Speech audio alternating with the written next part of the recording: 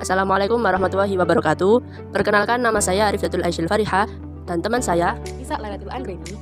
Di sini kami akan menjelaskan statistika tentang mean, median, dan modus yang diajarkan oleh Ibu Dian Kusuma Wardani. Yang pertama yaitu pengertian mean. Mean adalah jumlah dari keseluruhan data, kemudian dibagi dengan banyaknya data. Kemudian rumus mean. Rumus mean yaitu rata-rata sama dengan data ke-1 dibagi N. N adalah banyaknya data. Kemudian yang kedua yaitu adalah median. Median adalah nilai tengah dari data yang telah diurutkan dari yang terkecil ke terbesar. Rumus median. Di sini median terdapat dua rumus, yaitu ganjil dan genap. Jika yang ditanyakan genap, maka rumusnya adalah nilai median sama dengan xn per 2 ditambah xn per 2 plus 1 bagi 2. Kalau nilai yang ganjil, yaitu nilai median sama dengan x n plus 1 bagi 2. N-nya itu banyak data. Kemudian yang ketiga adalah modus. Modus adalah nilai yang paling sering muncul, atau dengan kata lain, nilai yang frekuensinya paling banyak muncul. Selanjutnya akan dilanjutkan oleh teman saya. Berikut ini adalah data nilai UTS Statistika mahasiswa Prodi PAI semester 3 yang akan kami jadikan bahan meneliti min, median, dan modus dari nilai UTS mahasiswa Prodi PAI semester 3. Selanjutnya, ini adalah data nilai UTS Statistika mahasiswa Prodi PAI semester 3 yang sudah diurutkan dari nilai yang terkecil hingga yang terbesar. Menghitung min. Caranya yaitu X bar sama dengan jumlah keseluruhan data dibagi banyaknya data, sama dengan 13.409 dibagi 227 sama dengan 59,07. Adapun menghitung median atau nilai tengah, berhubung data kita ganjil, maka menggunakan rumus median sama dengan X n ditambah 1 dibagi 2 sama dengan X 227 ditambah 1 dibagi 2 sama dengan X 228 dibagi 2 sama dengan X 114. Data atau nilai ke 114 dari tabel di atas adalah 60. Jadi nilai tengah atau median dari nilai keseluruhan mahasiswa Prodi PAI semester 3 adalah 60. Adapun modusnya atau nilai yang paling sering muncul adalah 40, yaitu sebanyak 20. Dari pembahasan yang sudah kita jelaskan tadi dapat ditarik kesimpulan, yaitu min nilai UTS Statistika mahasiswa Prodi PAI semester 3 adalah 59,07. Kemudian median dari nilai UTS Statistika mahasiswa Prodi PAI semester 3 adalah 60. Dan modus dari nilai UTS Statistika mahasiswa Prodi PAI semester 3 adalah 40. Yang pertama yaitu pengukuran penyebaran data. Ukuran yang menyatakan homogenitas itu dibagi menjadi 3. Yang pertama yaitu rentang atau range. Rentang adalah selisih bilangan terbesar dengan bilangan terkecil. Yang kedua yaitu varians atau variance. Adalah penyebaran berdasarkan jumlah kuadrat simpangan bilangan-bilangan terhadap rata-ratanya. Yang ketiga yaitu deviasi standar atau standard deviation. Adalah penyebaran berdasarkan akar dari varians menunjukkan keragaman kelompok data. Yang selanjutnya yaitu menerangkan tentang rumus rentang. Rumus rentang yaitu R sama dengan X max dikurangi X min. Keterangan rumus, R sama dengan rentang, X max sama dengan nilai rata-rata paling banyak, X min sama dengan nilai rata-rata paling sedikit. Yang kedua yaitu rumus varians. Keterangan rumus, S kuadrat sama dengan variansi sampel, XI sama dengan nilai X ke I atau nilai setiap data, X bar sama dengan nilai rata-rata semua data, dan N sama dengan jumlah data yang tersedia atau ukuran sampel. Yang ketiga yaitu rumus deviasi standar. Keterangan rumus, S sama dengan standar deviasi, XI sama dengan nilai X ke I atau nilai setiap data, X bar sama dengan nilai rata-rata semua data, dan N sama dengan jumlah data yang tersedia atau ukuran sampel. Kemudian, saya akan menjelaskan tentang contoh soal dan cara menghitung variansi dan deviasi standar. Di sini saya mengambil dari data nilai UTS Statistik semester 3 kelas A sampai kelas G. Yang pertama yakni data kelas 3A, yang kedua data kelas 3B, selanjutnya data kelas 3C, data kelas 3D, data kelas E, dan data kelas 3F. Kemudian cara mencari rentang, yakni kita masukkan rumus R sama dengan X max dikurangi X min. R sama dengan nilai paling tinggi dikurangi sama nilai paling rendah. Nah, nilai paling tinggi dari UTS Statistik semester 3 dari kelas A sampai kelas G itu 100. Dan nilai yang paling rendah yakni 10. Jadi 100 dikurangi 10 sama dengan 90. Itu nilai rentang. cara menghitung nilai varian. Langkah yang pertama yakni rumus mencari X bar. Nah, X bar itu kita dapat dari data mean yang awal tadi sudah dijelaskan PPT awal. Kemudian saya masukkan jumlah dari tiap-tiap kelas A, B, sampai G. Kemudian dijumlah sama seluruh mahasiswa yang mengikuti UTS Statistik semester 3 sehingga mendapatkan hasil 13,409. Kemudian dibagi lagi dengan 227 yang data seluruh mahasiswa tadi sehingga mendapatkan hasil 59,07. Jadi X barnya ini mendapatkan 59,07. Langkah yang kedua untuk mencari ke X bar. Yang pertama yakni nilai 90 dikurangi sama mean tadi, X barnya tadi 59,07 sehingga hasilnya 30,9. Dan ini contoh-contoh berikutnya, dan kemudian nilai-nilai selanjutnya sama seperti ini dan nilai yang seterusnya. Kemudian langkah yang ketiga yakni untuk mencari nilai XI min X bar tapi dikuadratkan. Yang pertama ini tidak, yang kedua yakni dikuadratkan. Jadi hasil dari XI min X bar itu dikuadratkan. Jadi 30,93 kuadrat hasilnya 956,665. Dan contoh-contoh selanjutnya dan nilai-nilai yang seterusnya juga sama caranya seperti itu. Cara menghitung nilai variansi dan deviasi standar. Di sini saya langsung memasukkan rumusnya setelah diketahui XI dan X barnya tadi. 1,29844,87 dari data XI min X bar kuadrat tadi dari jumlah seluruhnya. Kemudian dibagi sama N itu jumlah seluruh mahasiswa, yakni 227 dikurangi 1. Jadi 1,29844,87 dibagi lagi, yang setelah dikurangi 1 jadi 226, sehingga mendapatkan hasil 574,53 itu hasil dari nilai varian. Kemudian mencari nilai deviasi standar. Di sini saya juga langsung memasukkan rumus. Rumusnya sama, tapi yang membedakan ini S kuadrat, yang ini enggak S kuadrat. Tadi kan S-nya sudah diketahui 574,53, langsung diakarkan menjadi 23,97. Ini nilai dari deviasi standar. Assalamualaikum warahmatullahi wabarakatuh. Perkenalkan, nama saya Julia Darmayanti dan rekan saya Khairul Anam. Di sini kami akan menjelaskan statistik tentang populasi dan sampel yang di dalam mata kuliah ini diampu oleh Ibu Dian Kusuma Wardani.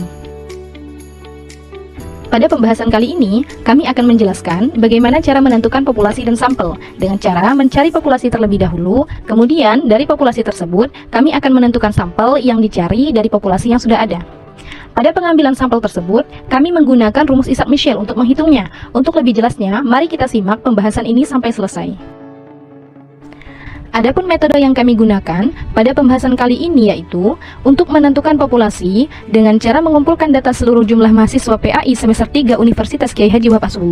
Kemudian, hasil dari pengumpulan data tersebut kami hitung menggunakan rumus Isaac-Michel. Rumus yang bisa digunakan untuk menghitung populasi dan sampel ini ada dua, yaitu rumus Lovin dan rumus Isaac-Michel. Namun di sini kami akan menggunakan rumus Isaac-Michel untuk menghitung jumlah mahasiswa PAI semester 3 di Universitas Kiai Haji Wahab. Pengertian populasi dan sampel. Secara global, populasi adalah keseluruhan dari subjek penelitian atau seluruh jumlah dari subjek yang akan diteliti. Sedangkan sampel adalah sebagian kecil atau separuh dari populasi tersebut. Pentingnya mengambil sampel. Yang pertama, yaitu untuk menghemat biaya. Yang kedua, untuk menghemat waktu. Yang ketiga, untuk pengamatan bersifat merusak. Yang keempat, sampel bersifat melentur dan bersifat lebih luas. Yang kelima, mempunyai ketelitian dan ketepatan yang tinggi. Tahapan dalam pengambilan sampel. Yang pertama, menentukan populasi. Yang kedua, menentukan teknik sampel, yaitu memilih menggunakan probability sampling atau non-probability. Yang ketiga, menentukan kerangka sampel. Yang keempat, merencanakan prosedur untuk memilih unit sampel. Yang kelima, menentukan ukuran sampel. Yang keenam, memilih unit sampel yang aktual. Yang ketujuh atau yang terakhir, melakukan riset di lapangan. Rumus Isaac-Michel. Keterangan S sama dengan jumlah sampel C kuadrat yang harganya tergantung derajat kebebasan dan tingkat kesalahan. Untuk derajat kebebasan titik 1 dan kesalahan 5%, harga C kuadrat sama dengan 3,841.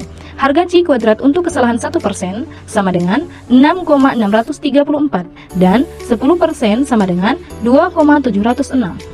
N sama dengan jumlah populasi, P sama dengan peluang benar 0,5, Q Q sama dengan peluang salah 0,5, D sama dengan perbedaan antara rata-rata sampel dengan rata-rata populasi. Perbedaan bisa 0,01, 0,5, dan 0,10.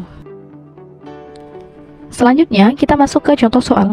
Di sini kita akan menghitung menggunakan rumus Isaac-Michel, yang mana jumlah sampelnya kita ambil dari kelas A, B, C, D, E, F, G semester 3 PAI, yaitu 277. Jika C kuadrat kita ambil kesalahan 1% sama dengan 6,634, dan peluang benar 0,5, peluang salah 0,5, dan perbedaan antara rata-rata sampel dengan rata-rata populasi bisa 0,01, maka hasil populasi atau jumlah populasinya adalah 224. Selanjutnya, masih di contoh soal dengan rumus Isaac-Michel, kita akan menghitung C kuadrat untuk kesalahan 10%, yang mana harga C kuadrat 10% sama dengan 2,706. Dengan peluang benar 0,5 dan peluang salah 0,5, dan perbedaan antara rata-rata sampel dengan rata-rata populasi bisa 0,10, dan jumlah sampel kita ambil dengan sampel yang sama, yaitu jumlah mahasiswa PAI semester 3 kelas A, B, C, D, E, F, G, maka hasil atau jumlah populasinya adalah 52. Jadi kesimpulannya, semakin banyak sampel yang diambil, maka hasil penelitian akan semakin representatif. Sebaliknya, semakin sedikit sampel yang diambil, maka hasil penelitian akan semakin tidak representatif. Melanjutkan materi yang selanjutnya yaitu teknik sampling. Teknik sampling yang kita bahas. Apa itu teknik sampling lah? Teknik sampling adalah ada probability sampling yang kita bahas, yaitu teknik yang pengambilan sampel yang memberikan peluang yang sama bagi setiap unsur anggota populasi untuk dipilih menjadi anggota sampel. Jenis yang kita pilih yaitu probability sampling proportionality started random, yaitu digunakan bila populasi mempunyai anggota atau unsur yang tidak mungkin dan beserta secara proporsional. Rumusnya adalah N sama dengan N per 1 tambah N di kuadrat. Nah, ini adalah setelah itu, ini adalah data nilai UTS. Data nilai UTS tersebut ini adalah dari mahasiswa kelas 1 A, B, C, D, E, F, G. Ada 7. Ada 7 kelas. Langsung ke rumusnya, langsung ke pembahasan. Nah, menghitung probability sampling nilai UTS. Nah, ini N ini adalah jumlah nilai setiap kelas ya. Pertama, jumlah nilai kelas A, umpama A-nya dijumlahkan menjadi berapa, nanti dijumlahkan dari kelas A sampai kelas G. Nah, itu. Dan totalnya adalah 12.150. Nah, N sama dengan N per 1 tambah N kuadrat tambah 12.150 per 1 ditambah 12.150 dikali 0,05 kuadrat sama dengan, nah itu tadi adalah rumusnya ya. Terus 12.000 tanda tadi jumlah N tadi dibagi 1 tambah 12.000 tadi dikali 0,0025, ini adalah dikalikan 0,05 ya, sama dengan jumlahnya 387. Kalau sampel sudah dibuat, kalau sudah ditentukan, maka kita harus menghitungnya di setiap kelas. Kelas A jumlahnya adalah 34 mahasiswa per jumlah nilai kelas A yaitu 2334 dikali, nah tadi sampelnya 387 sama dengan 5,63 dibulatkan menjadi 6 orang. Nah, itu dan selanjutnya seperti itu. Nah, inilah teknik sampling yang kita gunakan. Jadi kesimpulannya adalah yang dapat dari 34 orang sastra kelas A itu diambil 6 orang secara acak. Sedangkan 32 orang dari kelas B diambil 6 secara acak. Sedangkan 29 orang sastra kelas C diambil 6 orang acak. Kalau untuk kelas D 26 orang diambil 6 orang secara acak. Nah, 34 orang kelas E diambil 6 orang secara acak, dan totalnya keseluruhan sampel adalah 48 orang. Jadi caranya adalah seperti itu. Selanjutnya yaitu normalitas data. Uji normalitas adalah sebuah uji yang dilakukan dengan tujuan untuk menilai sebaran data pada sebuah kelompok data atau variabel. Apakah sebaran data tersebut berdistribusi normal atau tidak? Uji normalitas bertujuan untuk menilai sebaran data pada sebuah kelompok data atau variabel. Apakah sebaran data tersebut berdistribusi normal atau tidak? Kemudian metode yang kita ambil adalah Kolmogorov-Smirnov, yaitu metode statistik yang digunakan untuk menguji hipotesis komparatif dari dua sampel independen dengan bentuk data ordinal yang disusun pada tabel distribusi frekuensi kumulatif dengan sistem interval kelas. Kemudian berdasarkan pengalaman empiris beberapa pakar statistik, data yang banyaknya lebih dari 30 angka maka sudah dapat diasumsikan berdistribusi normal. Untuk memberikan kepastian apakah data tes memiliki distribusi normal atau tidak, sebaiknya digunakan uji normalitas. Belum tentu data lebih dari 30 bisa dipastikan berdistribusi normal, sebaliknya data kurang 30 belum tentu tidak berdistribusi normal. Kemudian contohnya, diperoleh data sampel dari nilai ujian dari sebuah populasi sebagai berikut. Dengan menggunakan taraf signifikan alfanya 10%, apakah data sampel tersebut berasal dari populasi yang berdistribusi normal? Kemudian langkah-langkah uji normalitas Kolmogorov-Smirnov. Langkah pertama yaitu mencari rata-rata atau X-bar. Rumusnya yaitu jumlah data dibagi banyak data, yang hasilnya yaitu 54,15. Kemudian yaitu deviasi, yang hasilnya 25,01. Dan Z, mencari Z yaitu rumusnya XI dikurangi X bar dibagi standar deviasi. Dan ketemu ini.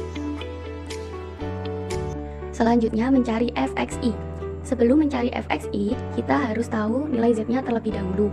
Di situ nilai Z-nya min 0,69. Langsung saja ke tabel berikut ini. Di tabel berikut, kita mencari Z-nya yaitu 0,6. Jika sudah ketemu, lalu ke angka titik 09. Di situ sudah ada hasilnya, yaitu 75490. Berhubung min 0,69 itu bilangan negatif, jadi menghitungnya yaitu 1 dikurang 0,75490 sama dengan 0,2451. Untuk bilangan yang positif, saya contohkan di urutan ke-27, yaitu Z-nya 0,04. Langsung saja ke tabel berikut ini. Di tabel berikut, kita mencari Z-nya, yaitu 0,0. Jika sudah ketemu, lalu ke angka titik 04. Di situ sudah ada hasilnya, yaitu 51595. Selanjutnya mencari I per N. Untuk I-nya 16 atau urutan ke-16 dan N-nya 52 sama dengan 0,31. Selanjutnya mencari I dikurang 1 per N. Untuk I-nya yaitu 16 dikurang 1 sama dengan 15 dibagi 52 sama dengan 0,29. Selanjutnya mencari FXI dikurang I dikurang 1 per N. Untuk FXI nilainya 0,60642 dikurang I dikurang 1 per N yang nilainya 0,58 sama dengan 0,02642. Selanjutnya mencari I per N dikurangi FXI. I per N nilainya 0,60 dikurangi FXI yang nilainya 0,60642 sama dengan min 0,00642. Selanjutnya menentukan statistik hitung Kolmogorov-Smirnov. Mencari D sama dengan nilai maksimal dari FXI dikurang I dikurang 1 per N dan I per N dikurang FXI. Bisa dilihat dari tanda kotak warna hitam, dicari nilai yang paling besar, yaitu 0,07849. Setelah mengetahui dihitung yang paling besar, selanjutnya mencari nilai DN alfa. Sama dengan alfa kita memakai 10% dan N-nya 52. Jadi 52 itu tidak ada, berarti memakai alfa 50. Kemudian alfanya 10%. Jika didesimalkan menjadi 0,1. Jika ditarik menjadi 1,22385. Kemudian dibagi akar N. N-nya 52.